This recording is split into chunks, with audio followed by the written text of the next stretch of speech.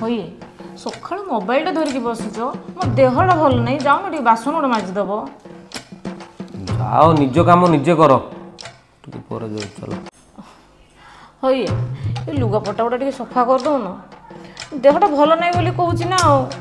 रुह जाइए निज काम निजे कर टिके मोबाइल धरिकी बसची जे सेटा भी तुम देह सुनी मम्मी रे देहरे टिके भल नहीं मम्मी को जाई के टिके हेल्प कर लेबनी जेतेले मम्मी रे बेसी देहटा खराब हो जिवो सेतेले जानिबो किछि होबनी ल ना रे से एबे मो कथा किछि बुझिबेनी मु मला परे जाई कि से सब कथा बुझिबे तू टेंशन ले रे मु तो मम्मी को निश्चित काम रे हेल्प करबी एटा गोटे वीडियोटे बनौतली आ वीडियोटा सेही मानक पई बनौतली